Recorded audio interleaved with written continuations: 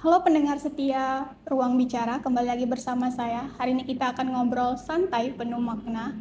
Kita akan ngobrolin tentang program beasiswa bergengsi di Indonesia, yaitu program beasiswa unggulan atau BU. Banyak banget nih mahasiswa yang penasaran tentang cara daftarnya atau tips lolosnya dan bagaimana pengalaman mereka ketika berhasil menerima beasiswa tersebut gitu. Dan hari ini kita akan kedatangan narasumber spesial kita yang akan membagi cerita inspiratifnya. Bersama saya ada Kak Azkia. Beliau sebagai penerima beasiswa unggulan tahun 2023, di mana beliau akan menceritakan pengalamannya, membagi tips-tipsnya dan rahasia suksesnya untuk teman-teman yang mau mencoba untuk mendaftarnya. Jadi langsung saja. Hai Kak, gimana kabarnya? Halo Kori, alhamdulillah kabar baik. Nah, kenalkan semuanya, nama aku Askia Mulia Pemirikan dari Program Studi Pendidikan Kimia STAMUK 2022. Halo semuanya. Oke, sebelum bicara dengan tips-tips yang berat-beratnya nih Kak, Kori mau nanya, awal mau ikut atau daftar beasiswa unggulan ini emang udah dipersiapin atau iseng-iseng gitu Kak? Oke, jadi kalau aku pribadi ya, waktu itu memang iseng-iseng aja nih ya, scroll TikTok, ternyata ada beasiswa yang lagi buka, yakni beasiswa unggulan. Dan coba apply, dan alhamdulillah keterima jadi awardnya beasiswa unggulan seperti itu. Gimana tanggapan kakak kalau beasiswa ini khususnya cuma untuk orang-orang yang pinter-pinter aja gitu, yang kayak emang memiliki nilai tinggi, prestasi yang tinggi gitu, dan apakah itu memang berpengaruh untuk peluang keterimanya gitu? Oke, memang banyak ya persepsi orang-orang yang mengatakan, wah beasiswa unggulan itu hanya untuk orang-orang yang pintar gitu. Memang kalau kita bilang apakah itu berpengaruh, sangat berpengaruh guys. Karena kalau kita punya sertifikat kompetensi yang banyak, apalagi kalau bisa sampai ke tingkat yang mungkin nasional atau mungkin internasional, itu sangat ngaruh banget nih. Kalau kita bisa berpeluang besar jadi awarded beasiswa unggulan. Tapi tidak menutup kemungkinan juga untuk bagi kamu yang mungkin sertifikatnya tidak terlalu banyak, tapi kita bisa push di esai karena di tahap pertama itu ada esai. Nah, itu juga salah satu komponen penting untuk bisa lulus atau menerima beasiswa. Jadi bukan cuma nilai yang tinggi ataupun prestasi juga ya Kak, tapi ada perjuangannya gitu ya Kak. Jadi kalau di balik perjuangan pasti punya proses. Kayak mana sih proses kakak yang udah kakak alami sejauh ini, dan pasti proses itu panjang gitu kan Kak. Coba jelasin gimana prosesnya Kak. Oke, jadi tahap di beasiswa unggulan itu ada dua tahap. Yang pertama adalah seleksi berkas atau dokumen, yang kedua itu adalah seleksi wawancara. Jadi untuk seleksi berkas ini kita nyiapin dokumen-dokumen yang diminta dari ada situs beasiswa unggulan namanya, teman-teman bisa cek. Di situ kita akan bisa diminta ijazah, ada transkrip nilai, ada surat rekomendasi dari dosen.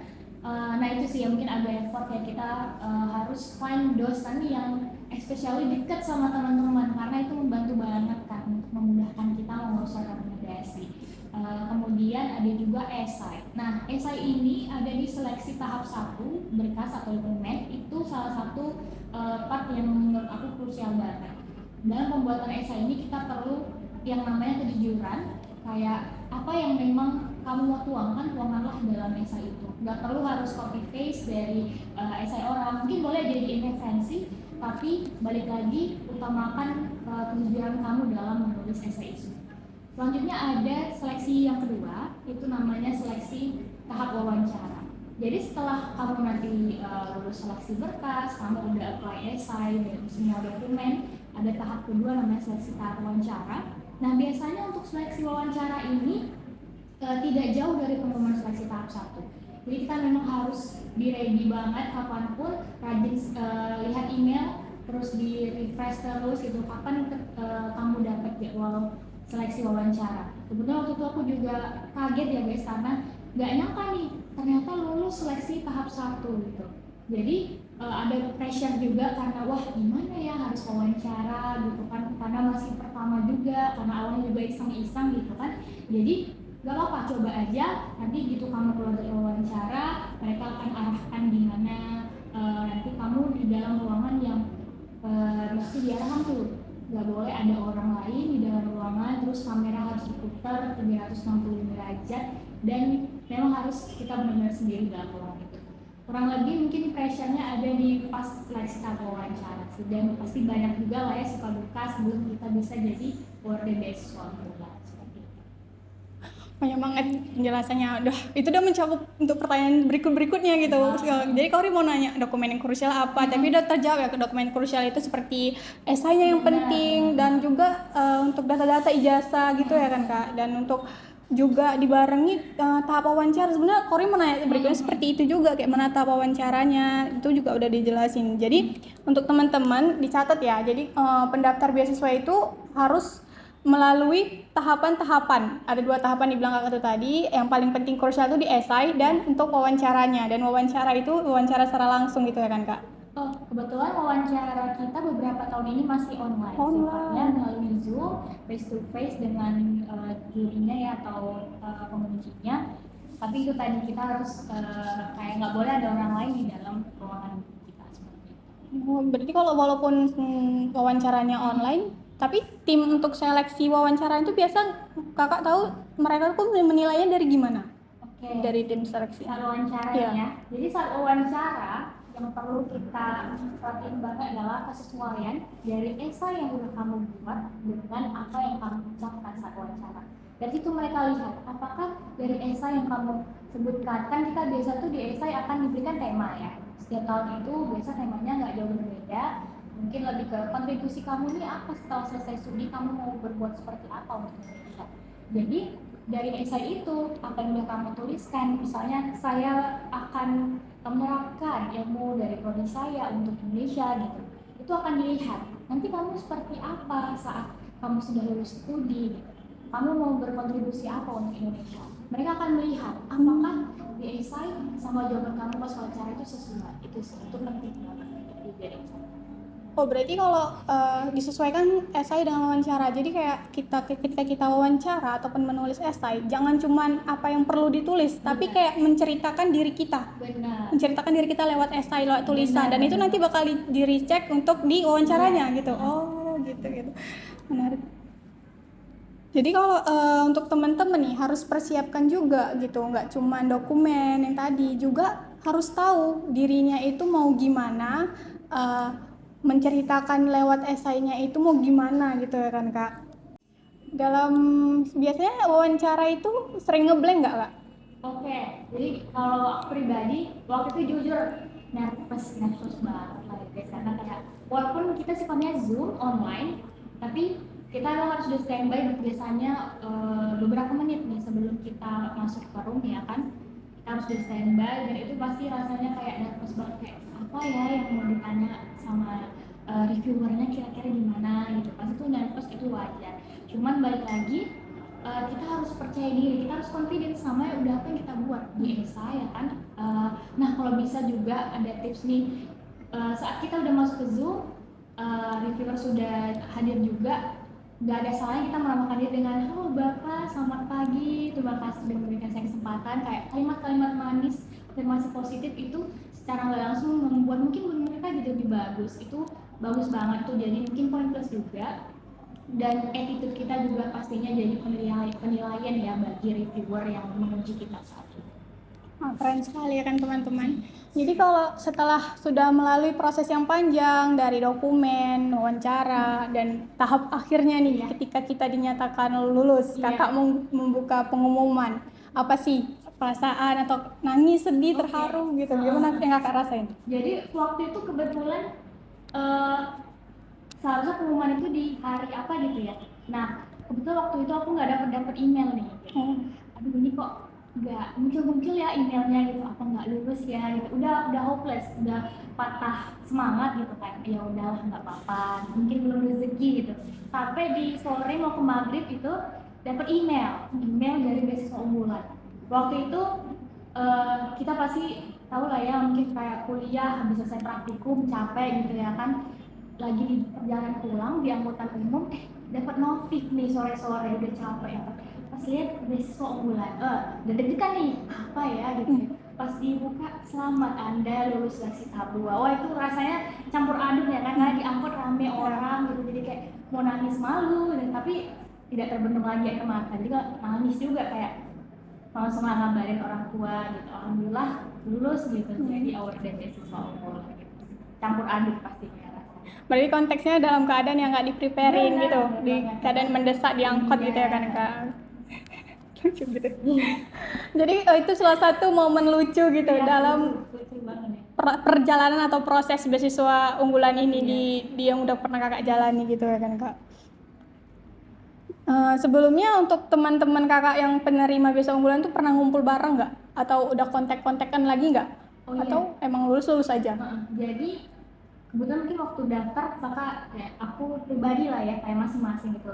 Nah setelah kita lulus jadi warga beasiswa unggulan, kita yang para warganya dikumpulin ya kan di suatu tempat karena ada yang namanya kita setelah lulus tuh ada penandatanganan kontrak beasiswa unggulan gitu. Jadi di situ kita ketemu sama warga dari berbagai macam universitas yang ada di Sumatera Utara. Biasanya penandatanganan kontrak itu per provinsi. Jadi aku bisa ketemu teman-teman baru ada yang dari FIM, ada juga yang dari kita MIPA gitu ya kan. Pastinya senang banget ketemu dari berbagai award dan pengalamannya pasti beda-beda gitu kan. Kayak aku memang udah prepare nih mungkin jadi award BU dan ada yang mungkin juga kebetulan atau coba-coba gitu. Inspiratif banget cerita kakak dari perjalanan awalnya sampai ke cerita lucu di angkot gitu kan kak. Jadi kayak nangis tapi banyak orang, rame orang, kayak mana nahan tapi kayak nggak tertahan gitu ya kan kak. Jadi kalau menurut kakak tantangan atau selama proses penerimaan, enggak lah gini, maksudnya setelah sebagai penerima, apakah ada tantangan tersendiri untuk kakak gitu? Oke, mungkin kalau tantangan kita sebagai warga kan itu pastinya ada beberapa di kontrak kelulusan beasiswa itu ada beberapa hal yang kita sebagai warga harus ikuti ya dan taati. Salah satunya mungkin adalah IPK. Kita tahu ya pasti rata-rata beasiswa itu harus ada standar IP yang kita harus penuhi per semesternya. Nah untuk beasiswa unggulan itu sendiri di kontrak aku pribadi itu minimal 3, memang nggak yang sulit banget tapi ya kita pastinya semakin termotivasi gitu ya kan untuk ya semakin rajin belajar, semakin mengusahakan lah yang terbaik karena kita udah diberikan nih beasiswa unggulan ya kan yang pastinya mungkin tidak semua orang bisa dapat dan alhamdulillah kita dapat. Pastinya kita semakin termotivasi untuk cepat belajar dan makin rajin, cepat lulus kuliah juga ya kan karena 4 tahun ya kan masa studi. Jadi selama penerimaan beasiswa ini ada dampak tersendiri nggak yang setelah kakak yang jelasi dari akademiknya mungkin kehidupan pribadi kakak gitu setelah menerima beasiswa ini gitu kak? Kehidupan pribadi. Ini kalau dari aku ya guys, di satu sisi kayak kita udah dapat beasiswa, kita mungkin bisa mengurangi sedikit beban orang tua kita udah nggak bayar UKT, kita dapat uang saku per bulan dan juga kita dapat uang buku per semester. Selain itu kita jadi lebih itu rasa semangat itu memang selalu kayak makin nambah gitu karena kita udah dapat beasiswa. Kemudian mungkin dari eksternal gitu ya orang-orang wah kamu award gitu ya mungkin ada kayak rasa senang kayak oh ternyata rasanya senang ya gitu bisa jadi award dari beasiswa. Jadi seneng banget pastinya dan bisa mengurangi beban dan mungkin ada sedikit tambahan uang jajan mungkin bisa ditabung gitu kan teman-teman. Jadi nggak cuman untuk bisa mengurangi tapi untuk pribadi kita bisa untuk menyimpan untuk kita keperluan kita sendiri tanpa minta dari orang tua gitu teman-teman ya kan. Inspiratif banget nih teman-teman ceritanya mulai dari awal pendaftaran sampai lolos dan setelah lolos juga ada fase-fase naik turunnya untuk kehidupan kakak ini pribadi. Jadi kakak bagaimana memegang motivasi atau pegangan kakak setelah sebagai penerima BU ini kak? Oke, mungkin kalau dari aku pribadi ya kita kan udah lulus nih ya udah dikasih beasiswa gitu kemudahan kamu untuk kuliah jadinya pastinya kita semakin berambisi.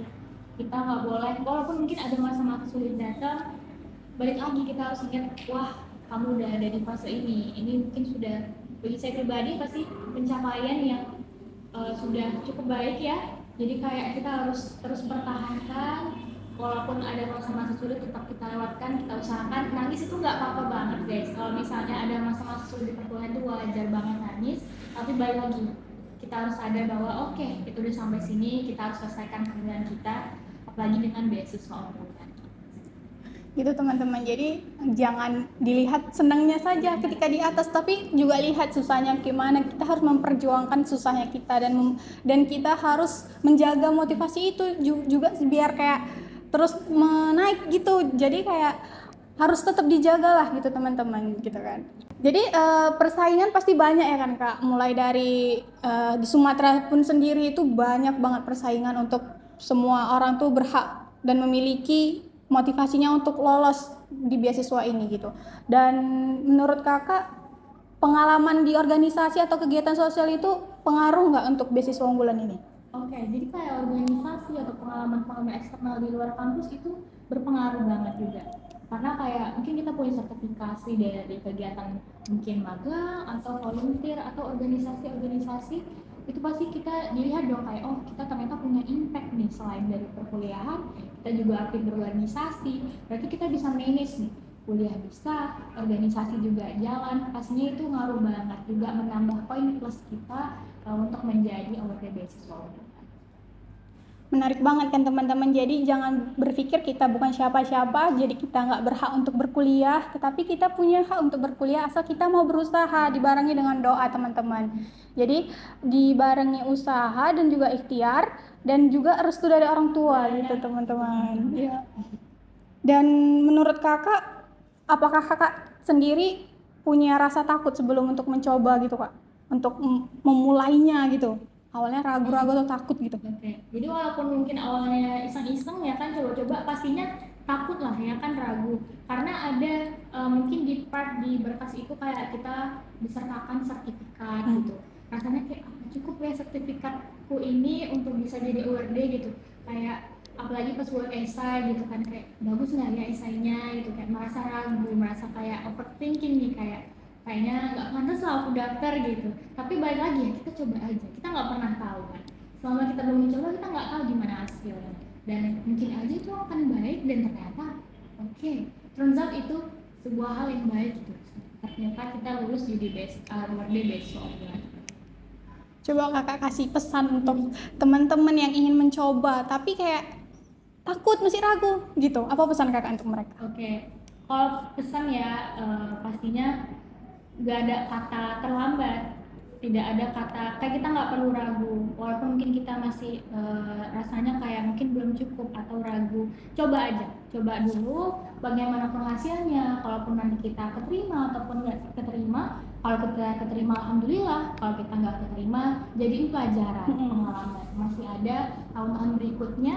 Walaupun mungkin kita sudah, karena maksimal tuh BU semester 3 ya, mahasiswa semester 1 dan juga ongoing semester 3 masih ada BU di S2, masih ada BU di S3 dan masih banyak juga beasiswa lainnya gitu yang ada di Indonesia. Jadi jangan pernah takut mencoba, coba aja dulu, siapa tahu hasilnya baik.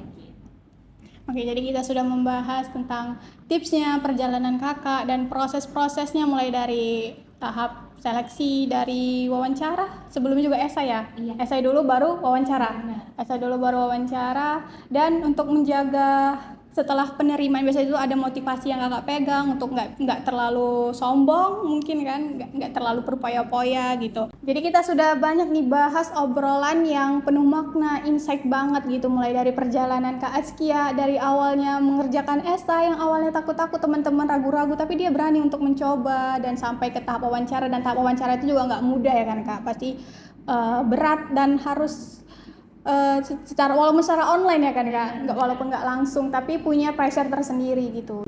Oke, pembahasan kita ini udah insight banget dan penuh makna, mulai dari perjalanan Kak Azkia sendiri dari awalnya ragu-ragu daftar sampai menulis esai yang awalnya juga belum terlalu mahir nulis esai ya kan Kak, gitu kan. Dan sampai ke tahap wawancara, walaupun wawancaranya nggak secara langsung online gitu kan Kak. Nah, Kori mau nanya nih, secara teknisnya itu di BU-nya ini ada perubahan peraturannya nggak sih dari tahun kemarin dengan tahun yang sekarang ini secara langsung, atau nggak Kakak pantau-pantau gitu Kak? Pastinya ya guys, dari tahun ke tahun tuh ada perubahan, mungkin nggak signifikan, nggak banyak, tapi kayak ada beberapa hal yang berubah. Mungkin dari peraturan tema esai aja, tema esai itu setiap tahunnya berubah, mungkin nggak signifikan tapi ada yang berubah. Kemudian kayak kita di tahap seleksi 1 itu ada juga yang namanya UKBI, Uji Kemahiran Bahasa Indonesia. Mungkin kalau di tahun aku masih boleh nih lulus di tingkat media UKBI-nya skornya.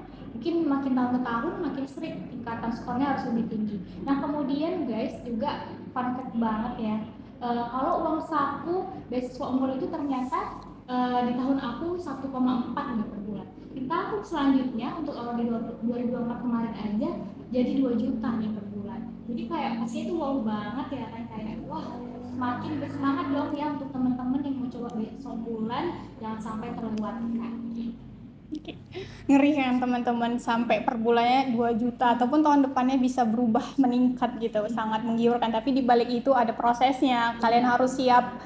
Untuk mempersiapkannya itu perlu yang benar-benar matang gitu teman-teman gitu. Jadi untuk teman-teman selain mau mempersiapkannya, follow akun resminya ya kan? Benar. Dari Instagram ada Kak? Nah ya, jadi kalau untuk BU ini ada di Instagram, kemudian ada situs resminya ya di web itu, teman-teman pantau. Nah karena biasanya beasiswa unggulan ini bukanya di pertengahan bulan Juli sampai Agustus, tidak jauh berbeda dari tahun ke tahun. Pantau terus IG-nya, rajin dilihat ya di websitenya, nanti setiap tahun akan dikirimkan tuh panduan beasiswa unggulan. Pantau terus teman-teman. Jadi selain kita mantau dari online, juga bisa ditanya-tanya, sharing-sharing dari teman-teman atau kakak-kakaknya yang udah berpengalaman gitu. Jadi berbagi cerita dan sharing-sharing juga. Seperti kakak ini sharing-sharing dia, walaupun dia sibuk, nggak terlalu sibuk ya kakak. Jadi pesan terakhir untuk penerima atau pesan terakhir untuk calon pendaftar tahun ini apa Kak? Oke, pastinya ya kalau kita mau daftar kita harus persiapkan segala keperluan yang harus ada. Teman-teman mungkin kalau panduan tahun depan ya, pastinya di bulan Juli atau Agustus itu belum ada, boleh cek dulu panduan yang ada di tahun ini, yang 2025, dilihat berkas-berkas apa aja yang harus aku siapin. Terus rajin pantau websitenya, juga Instagram resminya beasiswa unggulan, dan esai juga ya, kita boleh mulai siapkan gitu, boleh lihat dari tema-tema sebelumnya, boleh mulai dirancang nih kalimat-kalimatnya seperti apa. Dan teman-teman, satu pesan lagi, pastinya jangan pernah takut untuk coba aja, dimanapun hasilnya itu pasti udah yang terbaik untuk kamu. Luar biasa, terima kasih teman-teman. Jadi ceritanya inspiratif banget untuk hari ini, dan teman-teman bisa mempersiapkan dirinya mulai sekarang. Kalau yang terlambat tahun ini bisa mencoba tahun depan. Syaratnya itu di semester 3 ya Kak? Iya benar, Di maksimal semester 3. Semester 3 dan bisa untuk semester 5, 6. Dia hanya untuk semester 1 maba dan juga maksimal mahasiswa semester 3. Oh, berarti semester 5 nggak bisa? Ya, nggak bisa. Oh, Coba S2 guys, kalau mungkin udah kelewatan nih, coba S2 atau beasiswa lain juga banyak ya kan. Silahkan cari-cari, rajin-rajin riset kan. oke. Semoga cerita kakak ini bisa membangun semangat teman-teman lainnya yang sedang mempersiapkan dirinya untuk mencoba. Jangan takut lagi teman-teman, kakak ini baja berani, apalagi kalian harus lebih berani dan lebih matang untuk mempersiapkannya, dan apalagi dibarengi dengan doa dan usaha yang sudah kalian lakukan. Jadi sampai sini dulu pembahasan kita. Sampai jumpa di video atau episode-episode berikutnya. Jangan lupa like, comment, dan subscribe. Dadah. Bye.